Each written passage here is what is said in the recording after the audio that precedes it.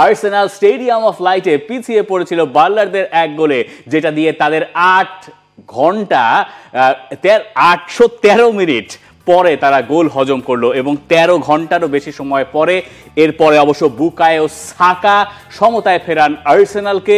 এরপরে আমরা দেখেছি লেয়ান্দ্রো ট্রোসার দুর্দান্ত এক গোলে আর্সেনালকে জয়ের পথে এগিয়ে দিচ্ছিলেন, কিন্তু নাটক তো তখনও বাকি। নাটক গিয়ে জমলো অ্যাডিশনাল টাইমে এবং সেই সময় আসলে ব্রবির গোল আর্সেনালের সাথে সান্ডারল্যান্ডকে পয়েন্ট এনে দিল এবং আর্সেনাল যে ম্যাচটা তাদের জেতার কথা ছিল সেই ম্যাচটা শেষ পর্যন্ত তাদের ড্র করে নিজেদের ঘরে ফিরতে হচ্ছে। দেখেন আর্সেনাল গোল কনসিড করে, এই জিনিসটার সাথে আমরা অন্তত প্রিমিয়ার লিগে আসলে ইউজ টু ছিলাম না। সেই ঘটনাটাই ঘটিয়েছে সান্ডারল্যান্ড 36 মিনিট এবং এক্সট্রা টাইমে যে তাদের সেই শটস অন টার্গেটে যে দুবারের তার অ্যাটেম্প সেই দুটাই হয়েছে গোল। এবং আর্সেনালের যে ডিফেন্ডিং লাইন নিয়ে এত কথা হচ্ছে, প্রশংসারও তারা দাবিদার। এই ম্যাচে এসে দুইবার তারা সেখানে ফাম্বেল করলো, দুইবার তারা গোল খেলো। এখন এই ম্যাচে আপনি অনেক কিছু নিয়ে আসলে কথা বলতে পারেন। আর্সেনাল লং বলে হচ্ছে গিয়ে তারা বেশ ভালোভাবে প্রতিপক্ষকে সামলেছে এতদিন, নিজেরা হচ্ছে গিয়ে সেট পিস থেকে গোল করেছে, লং থ্রো তারা করেছে। স্টেডিয়াম অফ লাইটে যখন গতকালকে খেলা হলো তখন আর্সেনাল যেন সেই লং থ্রো নেওয়ার জন্য আপনার বেশি দৌড়াতে না পারে, আশপাশের যে পেরিমিটার বোর্ডগুলো ছিল সেগুলো কিন্তু একটু সামনে গিয়ে দেওয়া হয়েছে।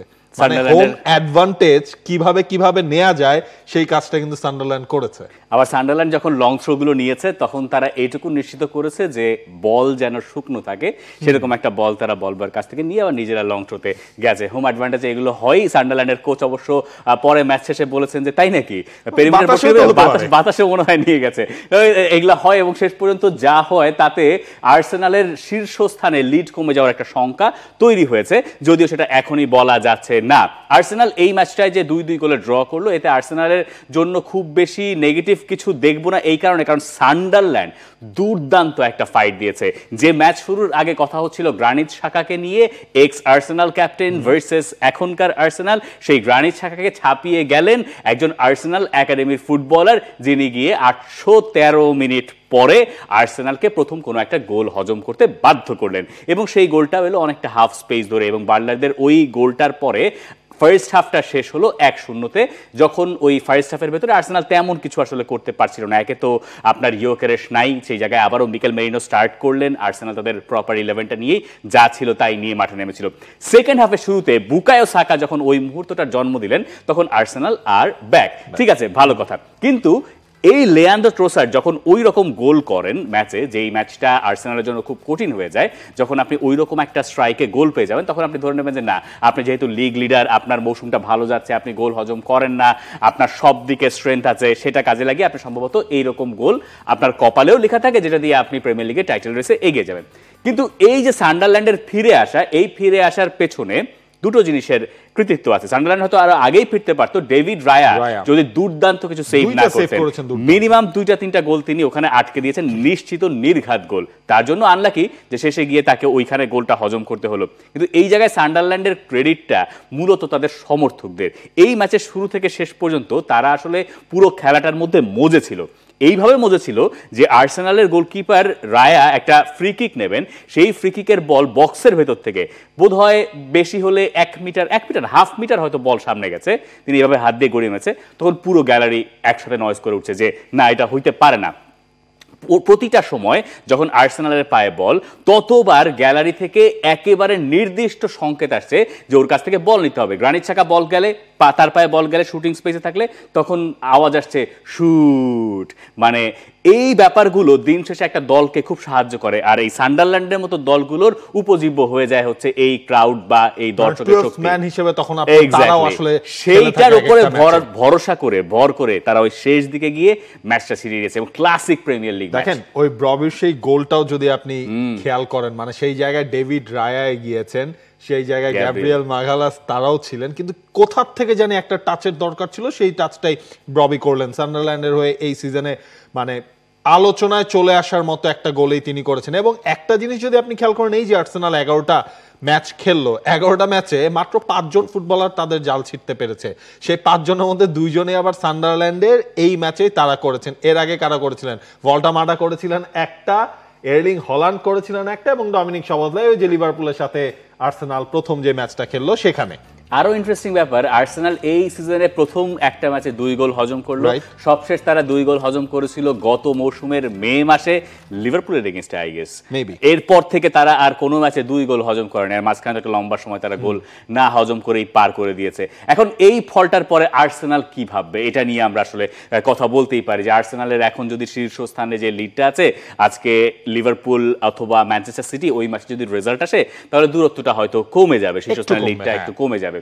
কিন্তু এটা নিয়ে কি আর্সেনাল ভাববে, নাকি আর্সেনালের জন্য এটা ভালো হলো যে ইন্টারন্যাশনাল ব্রেকের ঠিক আগে এইভাবে তারা ম্যাচটা একটা পয়েন্ট খোয়ালো, যেটা নিয়ে এখন হয়তো মিকেল আর্তেতা ভাবতে পারেন। দেখেন এখন তো হচ্ছে আপনার একটা ব্রেক টাইমে আসলে মিকেল আর্তেতার মিলেছে, এবং আফ্রিকান কাপ অফ নেশনসে যে খুব বেশি প্লেয়ার তাকে হারাতে হবে জিনিসটাও কিন্তু মিকেল আর্তেতার জন্য এতটা সিভিয়ার পর্যায়ে নাই। এখন ওই জিনিসটা হচ্ছে যে মিকেল আর্তেতার দল গোলটা কনসিড করেছে, মিকেল আর্তেতার দল পয়েন্ট ছাড়া ইংলিশ প্রিমিয়ার লিগের একটা ম্যাচ 1 পয়েন্ট নিয়ে, মানে পূর্ণ 3 পয়েন্ট ছাড়া শেষ করলে এই জিনিসগুলোই হচ্ছে যে তার এই লং রেসের মধ্যে আসলে তাকে লেসন হিসেবে কাজ করাতে হবে। আপনি সান্ডারল্যান্ডের একটা জিনিস দেখেন, এই সিজনেও সান্ডারল্যান্ড 90 মিনিটসের পর এই নিয়ে 5টা গোল কিন্তু আসলে সান্ডারল্যান্ড করেছে। এটাও তাদের জন্য ওই লাস্টের দিকে গোল করতে পারা, ম্যাচ ঘুরিয়ে দেয়া, সেটা তাদের জন্য একটা প্লাস পয়েন্ট। 2 পয়েন্ট হারিয়ে হতাশ আর্সেনাল, মানে তাদের তো জয়ের কথাই ছিল, সেখান থেকে তো ড্র হলো। ম্যাচটা কঠিন হবে, অনেকবার থামবে, অনেক লং বল খেলবে ওরা, এমন ধারণা করেছিলাম আমরা বেশিরভাগ সময় সেটা সামলাতে পেরেছি,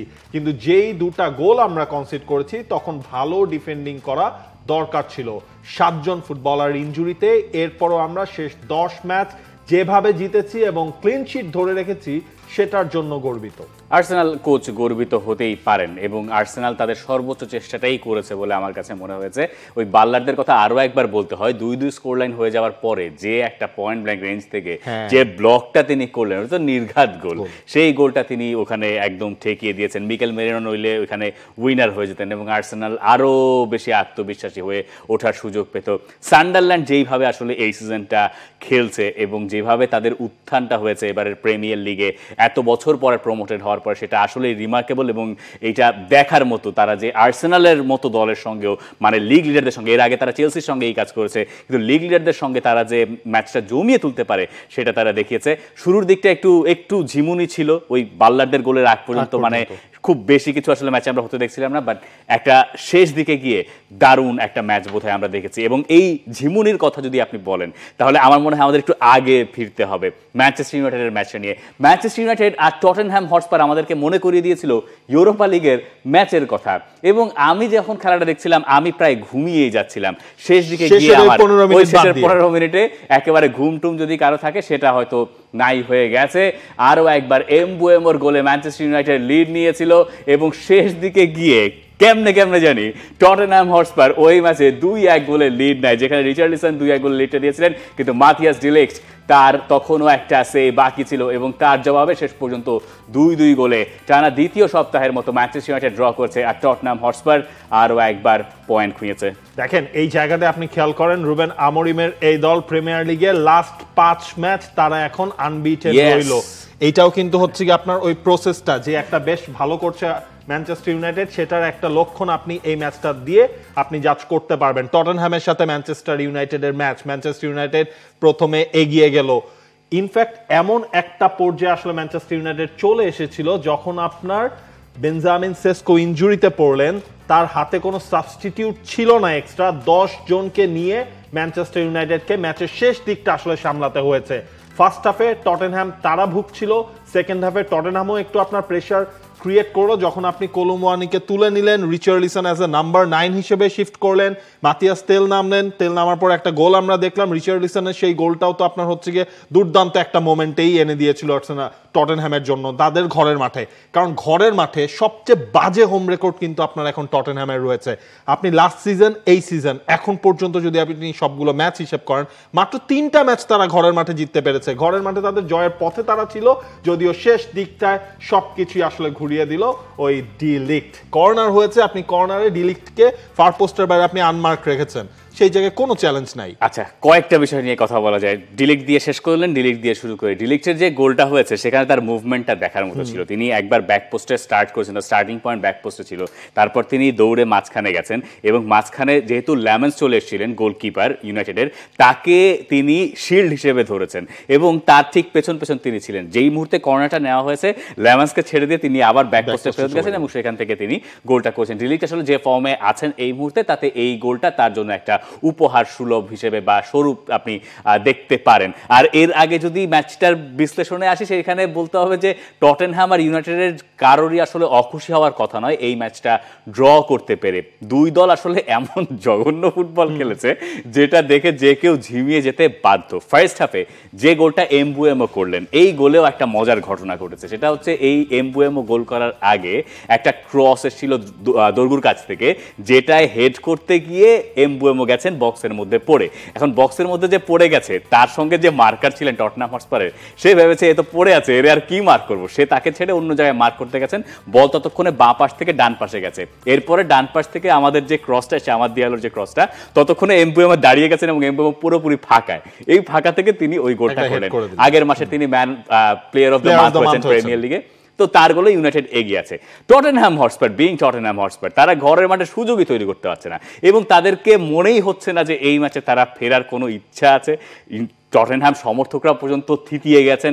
তারা চিন্তা করছেন যে আমরা চেলসির সঙ্গে যে বাজে খেলেছি, এইটারটাও এক্সপেক্টেড গোল রেশিও ছিল তাদের টটেনহ্যামের ফার্স্ট গোলটার আগ পর্যন্ত 0.6 সামথিং, আমি চেক করতেছিলাম 0.6 আপনি ঘরের মাঠে ইউনাইটেডের এগেন্সে, যদিও চেলসির থেকে অনেক উন্নতি হয়েছে, আগের সপ্তাহে 0.1 ছিল, সেইখান থেকে যখন তারা ফার্স্ট গোলটা পেল, ফার্স্ট গোলটার পরে সেকেন্ড গোলটা এলো, তখন টটেনহ্যাম হটস্পার লাইক যে এটা কি করে সম্ভব, ঠিক আছে আমরা তাহলে বোধহয় জিততেই যাচ্ছি, এটা আমাদের একটা দারুণ উপহার। কিন্তু শেষ দিকে গিয়ে মাথিয়াস ডিলিট বলেন অন্য কথা। দেখেন এই জায়গায় ওই যে টটেনহ্যাম গোল করতে পারছিল না, লেমন্স যেভাবে আসলে গতকালকের ম্যাচে গোলকিপিংটা করেছেন, আপনি হচ্ছে কুতি রোমেরোর হচ্ছে ওই অ্যাটেম্পটাই দেখেন পয়েন্ট ব্ল্যাঙ্ক রেঞ্জ থেকে তিনি সেটা আটকে দিয়েছেন। এরপর পালিনিয়ার হচ্ছে গিয়ে একটা শট আপনার তিনি যেভাবে ডিফেন্ডার পায়ের মাঝখান দিয়ে চলে আসলে উনি ঠিকভাবে জাজ করেছিলেন, জাজ করে ওইটা তিনি সেভ করলেন। মানে ইউনাইটেড যে ডে বাই ডে আরো পলিশড হচ্ছে, ওই গোলকিপিং সেক্টর থেকে শুরু করে আপনি এমবুয়েমো পর্যন্ত প্রত্যেকের কাছ থেকে আপনি better performance day by day আপনি পাচ্ছেন। লেমন্সের গতকালকের পারফরমেন্সটাও ছিল আসলে দেখার মতো। আর এই জায়গাটা ইউনাইটেডের যেটা আপনার লাভ হয়েছে, কোচ আমরিমো যেটা বলছেন ফেভারিট হিসেবে বা আপনি বড় দল হিসেবে যে একটা রাস্তা, বড় দলের হাঁটার যে রাস্তা, সেই রাস্তা দিয়ে নাকি হাঁটা অলরেডি শুরু করে দিয়েছে ম্যানচেস্টার ইউনাইটেড। যে 5 ম্যাচ, সেই 5 ম্যাচ পর তিনি এই কথাটা বলতেই পারেন। কিছুটা হতাশ, অল্প সময়ে আমরা 2টা গোল খেয়েছি, তবে এটাও ভালো লাগছে আমরা পিছিয়ে থেকে গোল শোধ দিয়েছি। একজন কমে গিয়েছিল আমাদের, এরপরও আমরা যেভাবে ওদের ফাইনাল থার্ডে জায়গা করছিলাম সেটাও ভালো দিক। শেষ মুহূর্তেও গোল করতে পারার বিশ্বাস ছিল, সেটা করেছি। জায়ান্ট হওয়ার রাস্তায় হাঁটা শুরু হয়েছে কেবলমাত্র আমাদের। ইউনাইটেডের গত মাসের আগ পর্যন্ত যে ভালনারেবিলিটি দেখেছি আমরা, যেরকম ভঙ্গুর ইউনাইটেড মনে হয়েছে, সেইখান থেকে ইউনাইটেডের উত্তরণ হয়েছে এবং এইটা বোধহয় এখন রুবেন আমোরের সঙ্গে অ্যাগ্রি করার সময় হয়েছে। ইউনাইটেড হয়তো খুব দুর্দান্ত কিছু না, আহামরি কিছু না, কিন্তু ইউনাইটেডের যে বাজে অবস্থা ছিল গত বছরের প্রিমিয়ার লিগে, তাদের যে অবস্থান, সেখানে তাদের যে একটা গোল হজম করলে আরও 4-5টা গোল হজম করার শঙ্কা তৈরি হতো, সেই রকম পরিস্থিতি থেকে ইউনাইটেড উদ্ধার হয়েছে বলে এখন আপাতত একটু বিশ্বাস করা যেতে পারে। এবং টানা 5টা ম্যাচ তারা অপরাজিত, তো মানে শেষ 2 ম্যাচেই তারা 2-2 গোলে ড্র করলো ব্রেন্টফোর্ড, টানা 2টা ম্যাচে, লাস্ট গেম উইকে এবং এই সপ্তাহে টটনহ্যাম হটস্পারের সঙ্গে। এই হিসাব থেকে আপনি বলতে পারেন যে না, ইউনাইটেড এখন একটু শ্রী আছে, এই দলটার একটা শ্রী আছে, মানে বিশ্রী আর আগের মতো বোধহয় নাই। ধরেন টপ 10 এর মধ্যে ম্যানচেস্টার ইউনাইটেড আছে, টপ 10, হ্যাঁ টপ 10 এর মধ্যে আছে, সেকেন্ডে ছিল, হচ্ছে আপনার তাদের সেকেন্ডেও চলে আসার সম্ভাবনা ছিল। কিন্তু একটা জায়গায় কিন্তু এখন আমরিমকে আসলে ভাবতে হচ্ছে, আপনার সেই জায়গাটা হচ্ছে সেসকো আপনার ইনজুরিতে পড়েছেন, একই সাথে আপনি আফ্রিকান কাপ অফ নেশনসে আপনার ব্রায়ান এমবুয়েমো চলে যাচ্ছেন, আপনার চলে যাচ্ছেন আমাদ দিয়ালো, যেই দুজনের কেমিস্ট্রিতে আপনি ফার্স্ট গোলটা দেখেছিলেন। সুতরাং ওই জায়গায় আপনার অ্যাটাকিং থার্ডে হচ্ছে গিয়ে ম্যানচেস্টার ইউনাইটেডকে একটু ধুকতে হতে পারে।